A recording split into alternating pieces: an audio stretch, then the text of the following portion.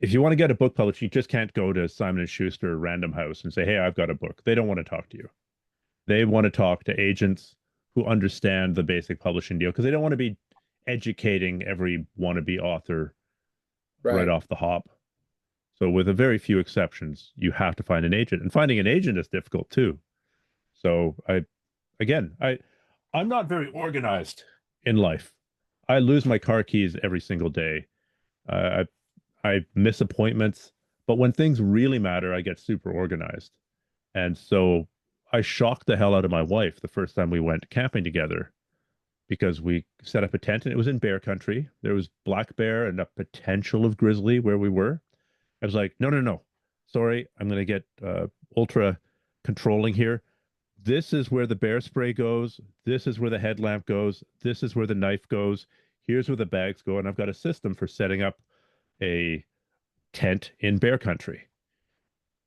And she's like, "Who are you and what have you done with my husband?" Because all of a sudden it She really knows you. the details really matter. And so I have spreadsheets for doing my trips, for Right. my expeditions. I have preordained things that I have to take care of. What are the name of every float plane company within 1,000 miles? Because if I need to evacuate, Mm. Who's coming to get me? who's coming to get me? What's their telephone number? What kind of plane do they have? Can they Hmm. land on water? Do How am they I need a identifying landing where strip? I am? Right. Exactly. Uh, what are the historical sources for this area that I'm paddling in? Who's been through here maybe 100 years ago, maybe 200 years ago, and what did they have to say about it? Sometimes there's not very much, sometimes there's quite a bit. What am I eating? What are all the breakfasts? What's in my medical kit? How many different kinds of antibiotics am I taking? And so Right. on. So I get super organized. So for finding an agent, I again got super organized. I created a spreadsheet and I there's some services that you can do to find agents uh, with comp who've represented comparable titles, and then you just start messaging them. And that's a giant pain in the ass. But Dude, I have from a mark, sorry, go ahead. go. So it's actually similar to my advice if you are newly arrived in, let's say, I don't know, uh, Santa Monica, California, and you don't know where you should train if you want to train jujitsu, create a spreadsheet, make a Yeah. list of all the different clubs, put the name of the club, the prices, the locations, have another column for hours, and then go try each club because you won't remember. By the time you go to the fifth club, you're not going to remember the details of And the yeah, first you're club. definitely not. Yeah, you're definitely not. You know. And when you've trained at all five places or 10 places, for one, it'll be a fun little excursion Yeah, because you yeah. get to do a little journey through jiu-jitsu world. But uh, the answer should be obvious at that point. So yeah, finding an agent was a big, massive task. And then the agent went on a task of finding a publisher, and I was somewhat involved with that. And eventually we got a decent publisher. It's still not a road to riches by any means. Yeah, It, yeah, it yeah. No, I understand that. I understand that. It's just very cool, man. Very cool. So recently, um, in the jujitsu space, now I didn't read it all right, but you know the internet is always abuzz with uh rumors and innuendo, especially where jujitsu is concerned. And it looked like you had gotten into some type of intellectual tug of war with Tom DeBlas, who is he teaches out of Chicago. Is it Chicago? Am I right? Chicago? New Jersey, I think. And New Jersey. And Gordon Ryan also jumped on there. yeah, lots of people Yeah. started talking.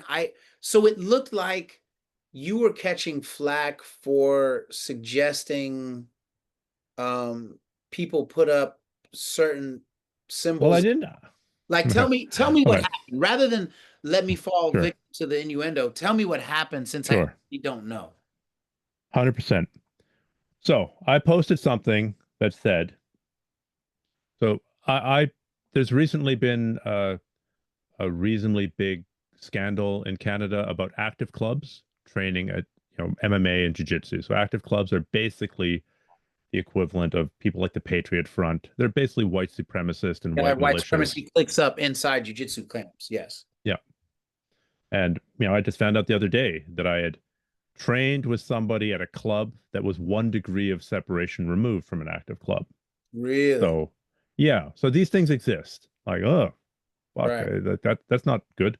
Yeah. So, what I said was BJJ clubs that want to discourage dickheads and white supremacists from joining could screen out 95% of problem people by hanging a pride flag on the wall somewhere.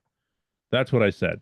Right. So, kind of a thought experiment, or perhaps like this is something you could do.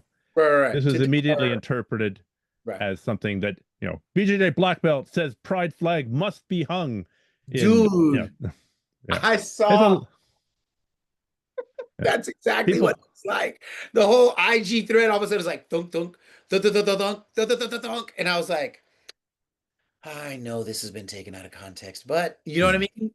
So and so what happened with Tom? Did he believe it? Did he check in with you? And do you know him? So Tom DeBlas is one of the, I think he's a matchmaker or something for the One Fight organization, but he also coaches a lot of people and stuff like that. He's got a pretty big name in the space of modern jiu-jitsu. How did you know him before and had you interacted with him before? And what We happened? did we did we'd interacted a little bit online. I've never met him. We've Right, interacted collaboratively on right. one issue, and we've clashed a little bit on other issues. I mean, I think it's fairly safe to say he's MAGA, and I think it's fairly safe to say vaccine denier. I apologize if I'm incorrect about that, but he does boast about never having, quote, taken the jab. Right. Uh, so, we have clashed on that before, but I think some people in the community are very good at, clout chasing, and they're just it's essentially posting stuff that people are going to feel outraged to, and they do it many times a day. So it's kind So, of shady activity, you feel. yeah, I think it was. Yeah. It's Yeah. also, I think, essentially taking the, it's not, you know, jujitsu instructor. I never said you should have a pride flag, but I said Right. if you I were understand what you concerned, mean. I if you're do. concerned about this issue, then a Yeah. pride flag, of course, it wouldn't repel all dickheads. I Yeah. said 95. And It's the truth total, is, the truth and is, there, you could have a gay dickhead. These well, exist too. yeah, I mean, and you could have a gay racist, a gay white supremacist. They exist too, right? And But Dave Chappelle taught us you can have a black white supremacist. that's right. That's right. We can never forget his name. And so the deal is that um one of the things that just watching the beginning of that dust up did is it reminded me of some of the earlier days in jujitsu when did you ever used to be what like the see people don't remember jujitsu from the beginning, and it's not a blameworthy thing. If you were around, you're around. If you weren't, you weren't. And if you had the interest, you had the interest. But there used to be two places where I first saw what evolved into this MAGA jujitsu click stuff. I saw it on NHB Gear. Do you remember NHB Gear? I do remember NHB gear. I didn't spend as much time there as I did on the underground forum See, I was and never on the the underground. I was never yeah, on the underground. but I was part of NHB gear back in the day.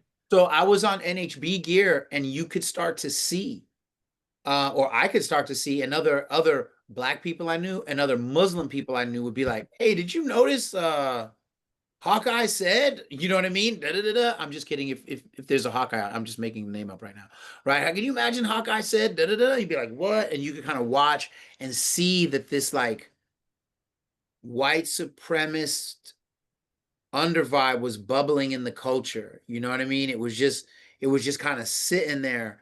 And I remember years ago, and when I say years ago, this conversation might have happened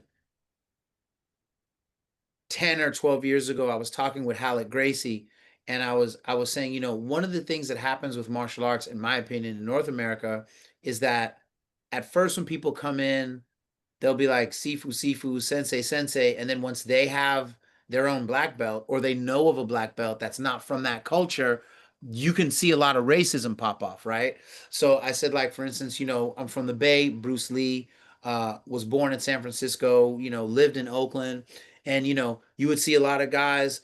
like Sifu Sensei, then once they know a white Sifu or they know a white Sensei, oh, we're not bowing anymore. We're just, whatever. And you can see they just push all the culture stuff out and be like, we have the fight technology.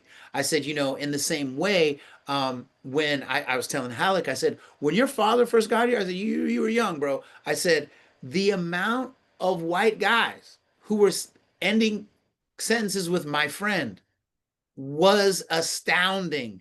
And it's because of your dad's videotapes. But as soon as a few American guys got their black belts, they were like, we don't need to learn how to fight from these Brazilian monkeys. I said, I'm telling you what I read on NHB gear. I said, so this stuff happens, and Well, yeah, it's just a real well, let's be honest. In the last 10 years, there's been a massive upsurge of something in between racism to fascism to Nazism. The head of Department of Government Efficiency hit two fucking Sieg Heils during yeah, the inauguration. Oh, he was giving his heart. Oh, okay. He's giving his heart. All right. What about changing his avatar to Pepe the Frog, renowned symbol of the far right? Oh, that's just a joke. Okay, cool. What about supporting the German AfD? right, Well, he has a right to do that. Okay, cool. What about letting actual Twitter? What about letting actual Nazis back onto Twitter and posting white replacement theory stuff? Like, at some point, here, this drives me insane. I'm ranting. You can no, you're edit this not. out if you Well, want. ride the All wave. right. Imagine if we could only convict bank robbers if they said, I am a bank robber. Hello, my name is Stephan. I'm a bank robber. But the video, if you've got video footage of me robbing a bank, that's not enough. You got Right. video footage and witness testimony that it was me. That's not enough. You got that you got my Handwritten car notes, full of cash, diagrams. handwritten notes. Yeah, my fingerprints. That's not enough because I haven't said the words, I'm a bank robber. So at what point do you start applying this criteria to Elon Musk and many, many, many members of MAGA, Yeah. whether it's Steve Bannon, again, hitting a Sieg Heil, Yeah. and then not apologizing for it, whether it's Stephen Miller, whether it's Yeah. Alex Jones.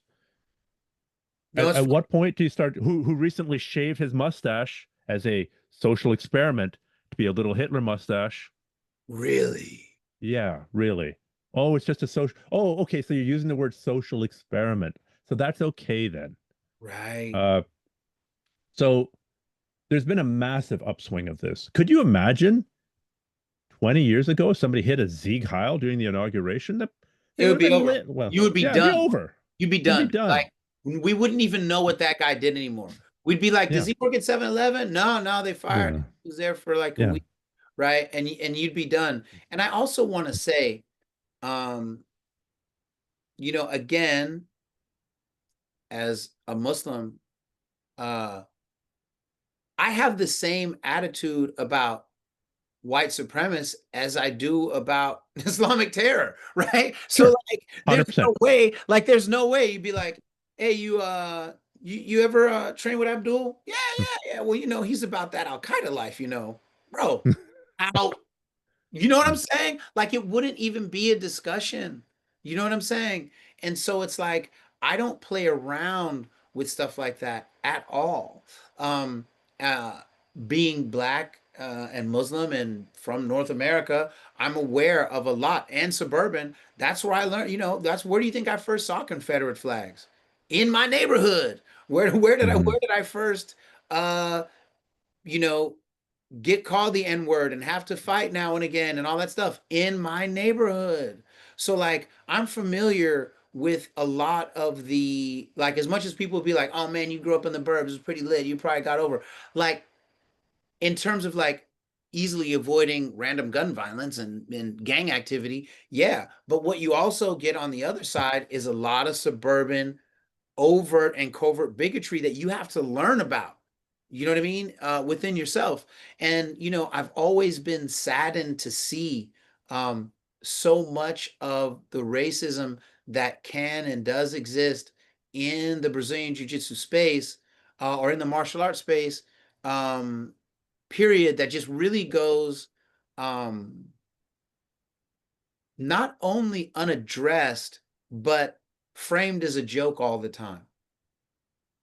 Like, it's not funny, and it's also not actually a joke. Like, we devalue ourselves when we pretend that so and so fighter that just did so and so is not racist. That person's hella racist. Like, let's just be honest about that, right? And so, it gets grimy quick, and I don't want to accuse anybody of being something they're not, and that's anybody with any label, right? Mm. But the other thing that kind of blows my mind about a lot of this stuff, like, I just saw a video from a black woman in the UK. I think she was from the UK.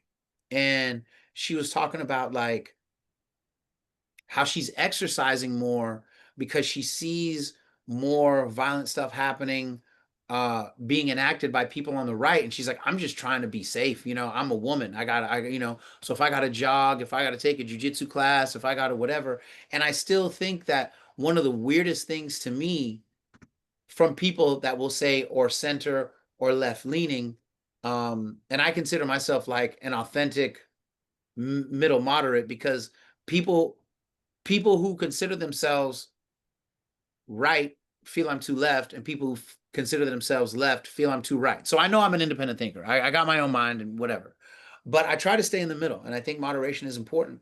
But I think that a lot of the people who are left of center, they point to the other side and go, those guys are training, that's crazy, but they don't actually, nothing stops them from taking a jujitsu class. Nothing stops them from Yeah. opening a school or finding somebody who is against racism and bigotry and being like, well, let me invest in your school. Like, I don't take it, but let me invest in your school, or you can share the building or whatever. They just sit and point across and then say, well, I don't like jujitsu because I heard a lot of racists do it. That's Yeah. the stupidest things that I have ever heard in my life. They also like oxygen and Yeah. water, and you enjoy those things as well. Like, Jiu-jitsu is a tool. Like, yeah. I'm not a gun fanatic, but I do own a shotgun and I need it when I go north. If you go into polar bear country, you're a moron if you don't take a 12 gauge. I'm not salivating at the idea of shooting a bear. I've never had to shoot. I've used it as a noisemaker. I've Right. been ready to shoot bears, never had to do it.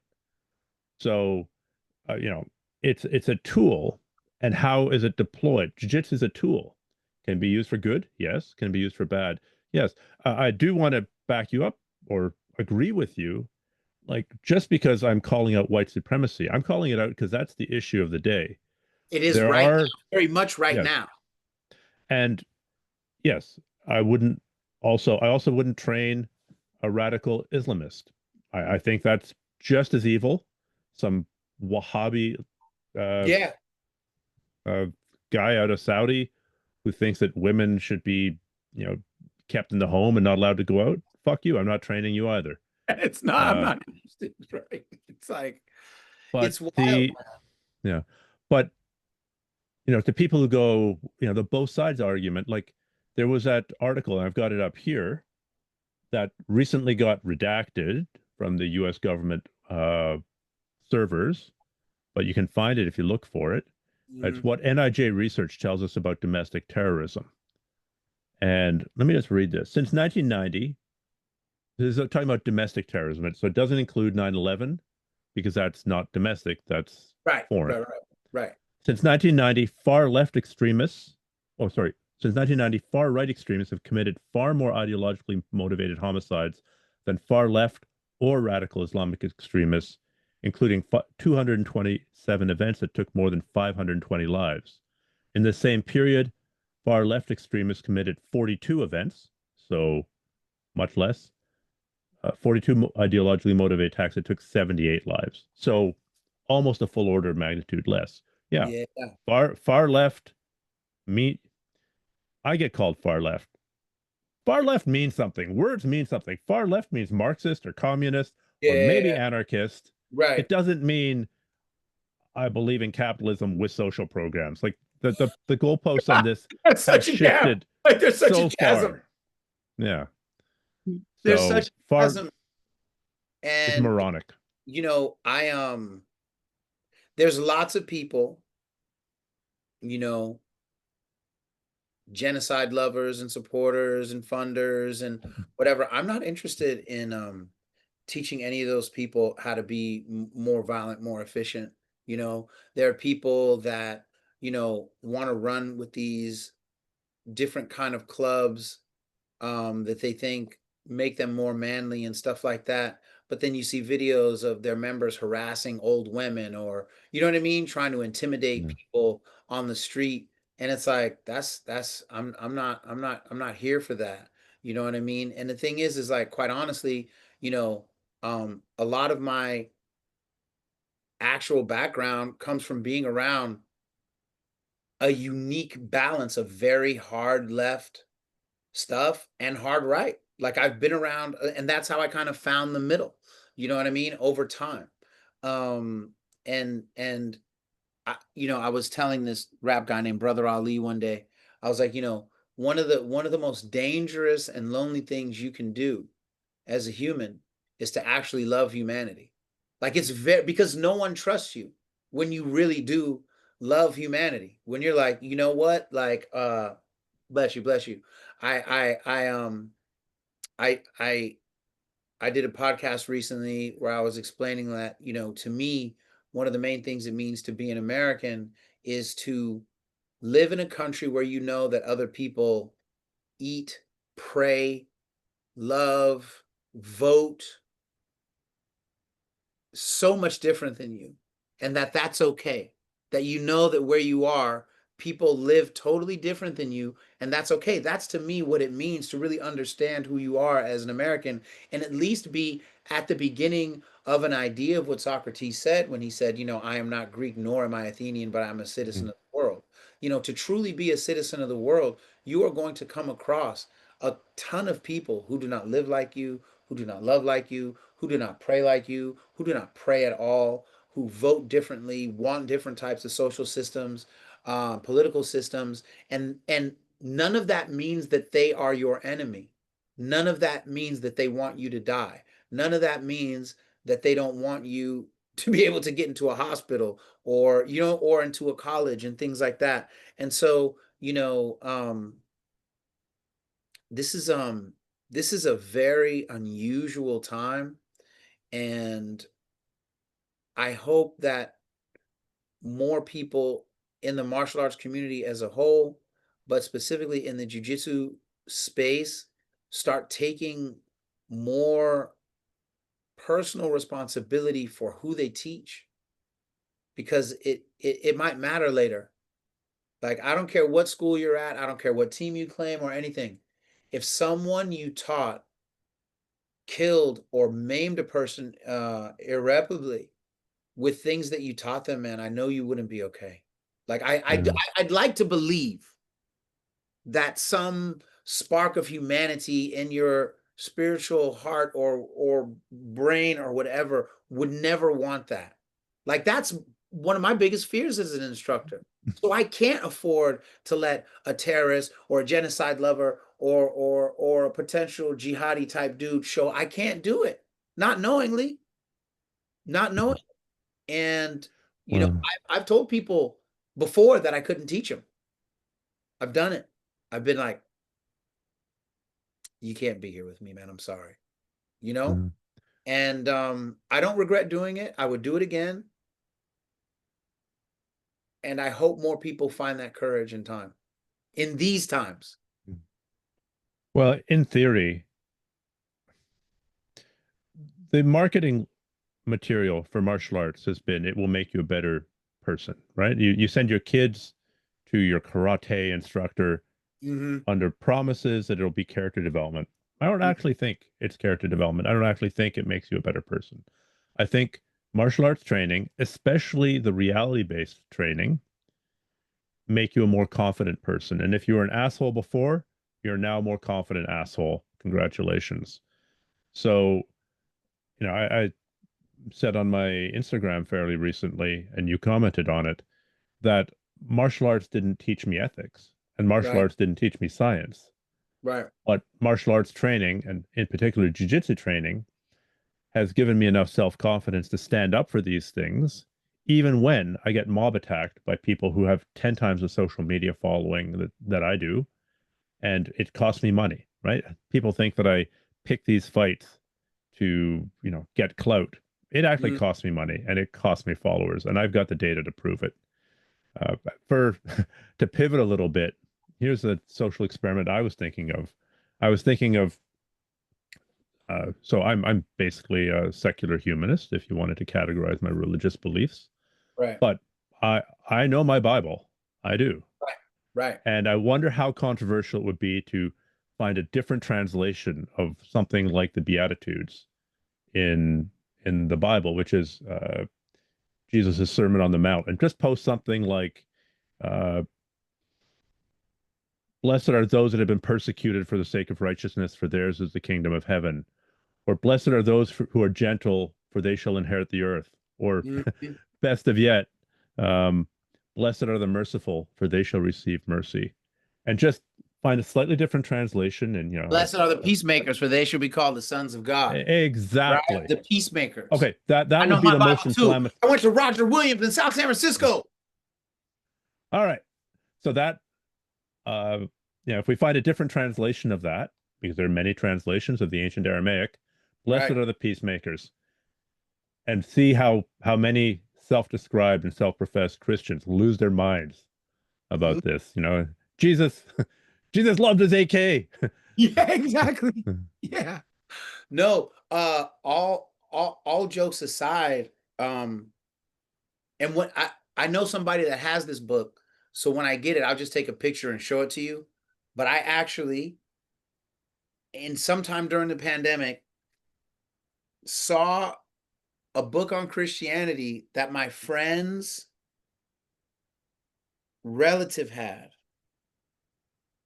and it had a painting of Jesus with a machine gun, like the his back was to the, and he's like walking with like a Nazi in the middle of forgiving him. That was really the picture. And I will get it and I will send it to you. Right? Like he's trying to like Mm. rationalize with a guy like, I'll carry the gun. You just calm down, Adolf. Right? And I was just like, what is happening? Like that is insane. But this is Mm. kind of the hack jobs that's happening in all religious spaces. If I'm honest, and again, I'm speaking as a practicing Muslim, a lot of our leadership, however we consider our, if they speak to you, then that a lot of our leadership is kind of failing the moment, right? I Mm. think that, when I think about myself growing up in the 70s and 80s, the young adult in the 90s, like I would have expected from that time to have more interfaith, meaningful interfaith dialogues, meaningful interfaith engagements, not just stuff for Instagram, but in my local area, knowing that it's happening in New Jersey, knowing that it's happening in Mississippi, knowing that it's happening in Chicago or Portland or wherever, and like to see what just feels like a vacuum of silence by so many different people who can, right? That's the stuff that makes me feel bad about America. And I love this country. I was born here, very likely to die here. And I will love this country regardless because I know a weirdo like me couldn't exist anywhere else. You know what I'm saying? If I get born Mm. in South Africa, I'm different. If I get born in Nigeria, I'm different. Cameroon, I'm different. I only exist in this place, Yeah. in this way, right? And I don't want to see what made whatever good I've done or tried to achieve possible undercut by so many others who are just either not well intended or are well intended but too afraid to speak up for the truth they said they preached. It's very frightening. Yeah, people are a little bit surprised to find out that the that something like abortion, which really I believe is the one of the original issues, really wasn't a religious issue per se in North America until the 1980s. So Right? true. There were the Catholics who were anti-abortion, and there were a couple fringe Protestant groups that were anti-abortion. But the mainstream idea that abortion is murder really started in the 1980s with Francis Schaeffer and Ronald Reagan, and they needed a wedge issue. And Yeah. so this is a recent development.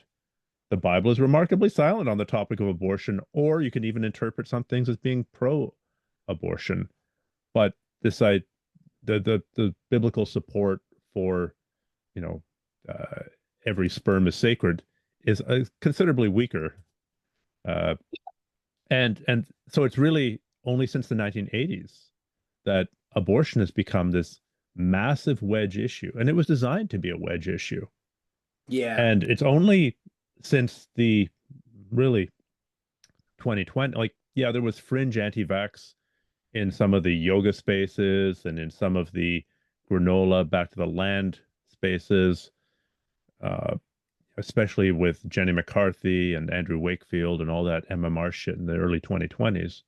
But in terms of it becoming almost like a credo that you have to recite if you're part of the current Republican Party, that's Mm. recent, man. Like, until not very long ago, this was not a fucking political issue.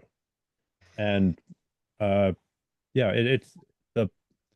I mean, we can all decry the polarization, but Right. it's insane to be anti-vaccines. It's a similar level of insane as it is to be anti-flat, to be pro-flat Earth.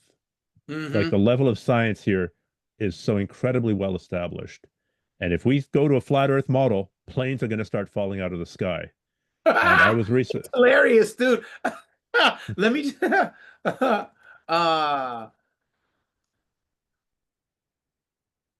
I have to say, one, I'm always gonna support a woman's right to choose forever, right? I just am. And it's really in large part because I just think women are incredible creatures. They, like, any man that we think is awesome, a woman made him happen. Right? Like, a woman made Mm, his existence possible. And I've known people um that were the products of rape, right? I know people who have been raped, and they couldn't deal with their families, or, and things like that because of, really, like, I I can have my own opinion on whatever, but I will never ever be in front of a woman's right to choose what to do with her body, because I think that alone is un-American. Like, we can't talk about freedom except for you in the way that we police your body and whatnot. Like, I don't think that's okay. And yeah. And the name of the movement isn't pro-abortion. It's called pro-choice, right, right? That's the and of course, if, like, I mean, now we're, two dudes talking about women's reproductive organs, so on a right. podcast, We're so we already we're must know what we're already talking. canceled. We just got canceled. Yeah. But I But would also say, so a bunch of years ago, I had always heard that the woman who created Planned Parenthood was, like, hella racist, and, like, I never knew anything about that. And mhm. so then one day I was in St. Louis. I was lost trying to find my hotel, and I see these two older white women, and they've got, those, like, really, like, alarming posters of, like, aborted fetuses, like, on the Mhm. sign, and I had not recognized them, I think, was my thing, as I was speed walking, lost, trying to find my hotel. And I kind of I was trying to get past, but they were on this corner, and I kind of had to wait. And they saw me. And so I was dressed, leaving a meeting in a suit with a trench coat and a bow tie, and my head is shaved. And when they see me on the corner, they just start, "Hey, what's up? Da da da da. We gotta, you know, save da da da da." And I was just like, "Yo, yo." And I realized later it's because they assumed I was in the Nation of Islam, and Oh, and that I would align with them. And so I just want, for anybody who's unclear,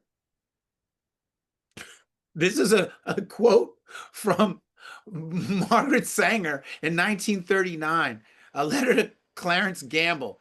She wrote, "We do not want the word to get out that we want to exterminate the Negro population, and the minister is the man who can straighten out that idea if it ever occurs. of any of their more rebellious members. The most merciful thing that a large family does to one of its infant members is to kill it. Like, she was Yeah. super racist. And, Yeah. you know, um, as Planned Parenthood, I don't say that to embarrass or, humiliate or Yeah. cut or devalue the work that they do, right? But like, it's important to note that organizations, institutions, and whatnot can evolve, and just like the needs of society evolves, right? But I guess the one way, And I bet most people who are involved in Planned Parenthood, if they read the works of Sanger, right, they'd go, "Oh shit," and they'd acknowledge it, right? right, I, so bad people can produce good things. I mean, yeah, if you gave me a Volkswagen as a gift for coming on the podcast, I would drive it. I would, driving pretty so smooth. You know what I'm saying? yeah. Like, Um, no, it's so it's a real thing. You know what I mean? It's a very, very real thing, and I think that it's important as we, there was a very popular rapper back in the day named KRS-One, right? And he's went through many phases as an artist and as a social voice in the hip hop space. But I think that for everything he got right and possibly got wrong, one of the greatest things he ever talked about, he had this compilation album, which technically sucked musically. It sucked. It was horrible. But the title of the album was Civilization versus Technology. That was the title. And he said, and this was like pre-internet. I'm pretty sure the internet mm, wasn't around when Civilization versus Technology came out.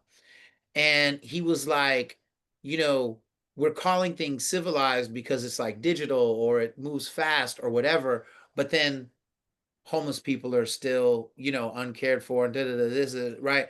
And of all the things that he could have held on to as a great idea, it's like he completely forgot he put that record out. Or maybe because that compilation sucked, he just didn't want to be attached to the title anymore. But when I now look at all of these apps that track us, when I now look mm. at people doxing other people and trying to threaten their job and get them killed and make videos and stuff about them and whatever, like the civilization versus technology argument is made, it's never been made more sound than right now. It has never been made more sound than right now. And I feel bad for this country because when I think about, not like woe is America, but what I mean is like, I always try to think about what's actually happening against the backdrop of the potential. And when I think about all Mhm. the beautiful humans that I've met in this country alone, let alone traveling, right? When I think about all of the great ideas, all of the great inventions, right, that have come to pass because of America, North America in general, but specifically United States, I'm really kind of blown away and saddened. But I'm sad because of our potential. We should be all the way up here, and we're still just treading water in this space where we're like fighting a collective progress against ourselves. I don't know. It's hard. There's an idea, or there's a paradox in astrobiology called the Fermi paradox, which is if there are hundreds of billions of galaxies, and each galaxy has hundreds of billions of stars, and each star has seems like it has 1 to 10 planets, then where's all the civilization out there? Like, why aren't we seeing radio communications from other places all the time? And there are various solutions proposed.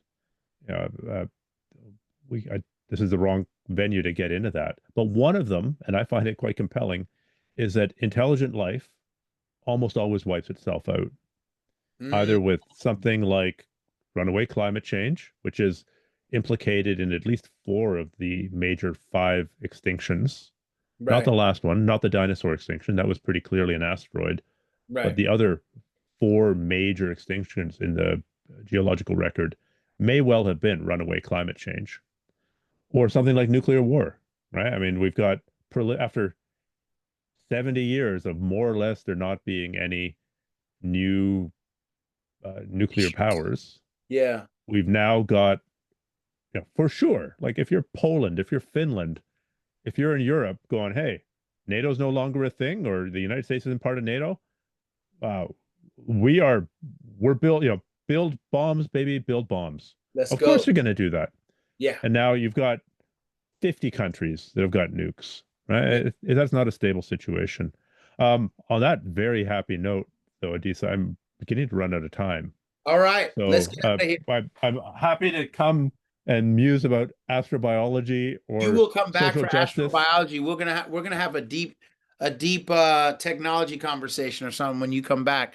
But thank you for sharing your wisdom in your book. Thank you for sharing your journey in jujitsu, and thank you for sharing and clarifying what's taken place over the last few weeks in regards to your comments. I appreciate you and thank you for um, not just your wisdom but your courage Ah, to speak in these times because everybody doesn't have it. we got to get you out in the hills here at some point. Yeah, yeah, we'll see. I'll work on it. I'll work on it. But thank you again. And wait, if anybody wants to get a hold of you, how should they? Uh, Certainly my website, grapplearts.com, is one good way. My social media, if you search my name, Stephan Kesting, that's the more jujitsu and martial art oriented stuff. So Stephan underscore Kesting on Instagram. If you're more interested in the outdoor stuff, I'm beginning to post that separately as Essential Wilderness. So that's I'm trying to grow that out and not, so as not to so as to pander to the algorithm and not confuse it. I'm trying to not mix my Right. martial arts stuff Smart, with my outdoor stuff too much. smart. All right, man. Well, thank you so much, and appreciate you for being on Bishop Chronicle. Thank you so much.